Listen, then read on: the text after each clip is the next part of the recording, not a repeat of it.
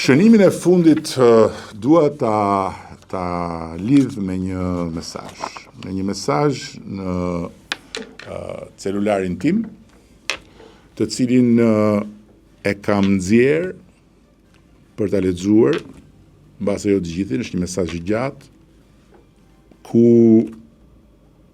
dërguesi më thotë: Mirëdita, zoti kryeministër, lexova si çdo ditë dhe sot postimin tuaj të ardhur nga një qytetar i gjeneratës time. Pra, dërguesi është i tjetër gjenerat me mua. Shumë e qartë që një kryeministër vlerësohet dhe votohet për vizion, ide, ambicie, sfida që na bashkojnë si komb, të cilat në mënyrë direkte apo indirekte prekin jetën tona. Problemi fillon kur institucionet e varësisë harrojnë që ndërsa një kryeminist ka për detyrë ato më sipër, ato duhet merren me problemet e përditshme që i prekin jetën tona. Dhe jo të përfitojnë nga ky vizion, por të punojnë që vizioni të jetë i prekshëm edhe për ne.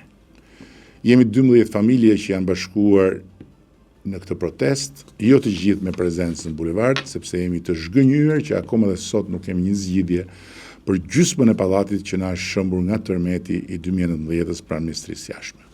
Kemi ndjekur të gjitha rrugët e robit, të ligjit dhe të zotit për të kërkuar ndihmë pranë çdo institucioni, minibashki, bashki, avokat populli, ministri dhe kryeministri, por akoma sot pa përgjigje.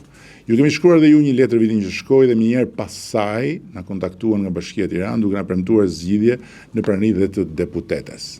Por pas zgjedhjeve elektorale, përgjigjet në shkresa nuk kishin kurfar lidhje me premtimet në zyrë, nuk na prisnin më, delegonin problemin në institucione të tjera për mungesë kompetencash ligjore, u rikthyen pikën zero, asnjë që më përsipër jo të na zgjidhë, po të paktën të çojë zërin ku duhet, ta ndjeki problemin dhe të na mbajnë kontakt vazhdueshëm për këtë i kemi zgjedhur mendoj.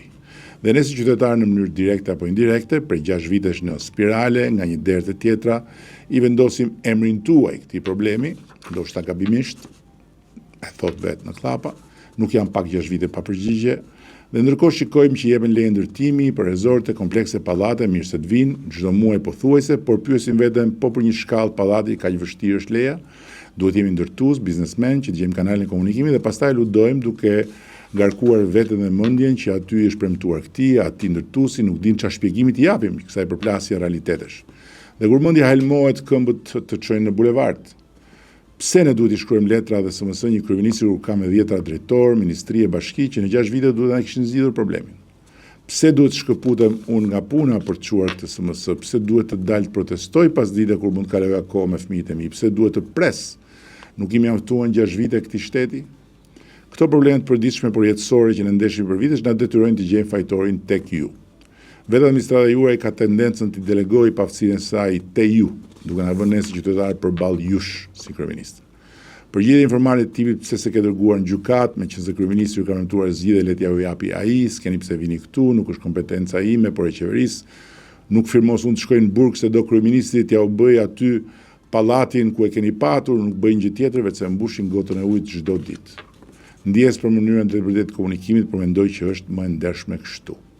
Shumë rregull me plan dhe vizione, por duam të jetojmë mirë çdo ditë dhe duam sot. Nuk kemi nevojë për lëmosh se ja dalin vetë në jetë, por duam që shteti mos na vendosë si travers. Kemi ndjesinë e keqe që na kanë hyrë në hak dhe nuk do gjejmë më zgjidhje. Ndjes për shqetësim, por ndihemi pafuqishëm për të zgjidhur këto probleme dhe besoni që kjo ndjesim më dhëmb. Faleminderit, ditë mbar me respekt, Amos Mezurej.